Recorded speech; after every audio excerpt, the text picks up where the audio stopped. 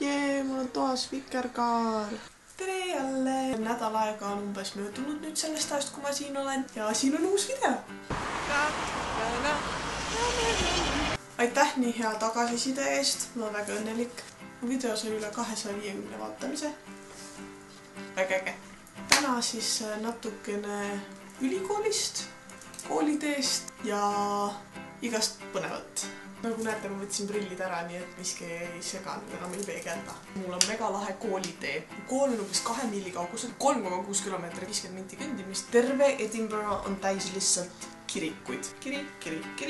Mu koolitee ongi nii, et lähen mööda sellest kirikust, järgmisest kirikust keeran paremale, siis tuleb veel üks kirik, keeran vasakule. Kirik. Kirikud! Enamasti on need kotistiilis. Nii ilus. Mu ülikool on nagu ülilahe. Mingi hetk ma mäletan, kui me käisime Tartu Ülikoolis ekskursioonil, siis see keelte teaduskond asub vanas sünnitushaiglas. Ja siis ma mõtlesin, et mingi, et issand jumal, ma ei taha minna ülikooli, mis oli kunagi haigla. Ja siis ma lähen oma ülikooli. Ma saan teada, et see oli kunagine sõjahaigla. Yes! Seal ongi see, et seal on see vana osa.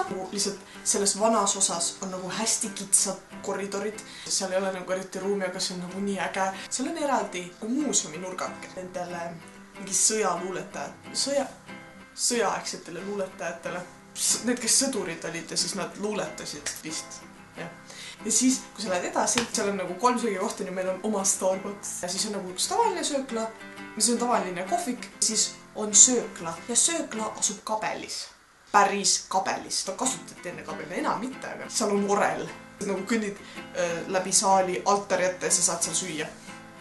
Fun! Ma saan iga päev kabelis söömas käia. Ja siis on see uus osa, mis näeb välja nagu, seda kutsutakse munaks, sest see väidetavalt see näeb välja nagu muna, aga minu meelest see on rohkem nagu mingisugune ufo-laev. Ja siis läksime mingisse eraldi ruumi, kus meil oli mingisugune tutvumisvärgid ja nii. Meil oli siuke võistlus, kus ma olin modell, mulle pandi selga terve hunnik ajalehti, siis tehti sellest mingi riietus, nagu igal meeskonnal oli üks esindaja. Ma võitsin! Ma sain oma ülikooli mälupulga. Stand out. Be different. Be excellent. Täiega lahe. Tahaks tantsida või. Ülihea on see, et ma kohtun nagu uute inimest, ütlen, et I am from Estonia. Ja nad on lihtsalt nagu, mida? Pooled ei ole kuulnudki siuksest riigist nagu Eesti. Aga üldse õppejõud küsis ka, et kus sa pärit oled? Ma ütlesin, et Estonia. Õppejõud on mingi, Australia, okei. Estonia. Jah.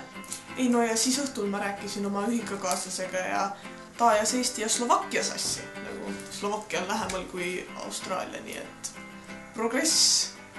See on nii nõme. Siis korterikaaslased on täiega toredad. Üks on hispaanlane, siis on inglane, 2 šotlast. Eile ma just kuulasin, kuidas 2 korterikaaslast omavahel rääkisid inglise keeles.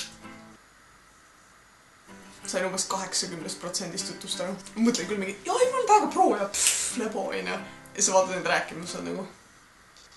Ja siis kui nad midagi sinu käest küsivad ja siis ei saa mitte midagi aru, siis ma nagu kas te saaksite korrata, palun? Räägid aeglasemalt, siis ma ikka ei saa aru, siis ma jah. Fun fact time! Ma iga päev avastan midagi uut ja räägin uute inimestega, nii et siin teile väike valik huvitavaid fakte, mida ma teada olen saanud. Ma rääkisin hollandlasega, rääkisin talle Eestist, sest ta ei teadnud mitte midagi. Ma ütlesin, et meil on siin metsad ja meil on rebased, hundid, karud, põdrad ja ta küsis, kas teil on päris karud? Ja ma saan aru, need on kultuurilised erinevused selles suhtes, et lihtsalt ei olegi seal normaalset metsa. Hispaanias räägitakse hispaania keelt. Obviously, Lõuna-Ameerikas nagu räägitakse seda vanemat dialekti. See on ülimelik, et Rootsis põhja pool inimesed selle asemel, et öelda jah, nad lihtsalt teevad.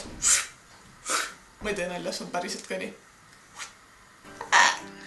Šotimaa kõige põhjapoolsematel saartel, Orkney saartel ei ole üldse puid. Sellepärast, et tol ajal, kui viikingid tulid, siis nad võtsid kõik puud maha, et laevu teha.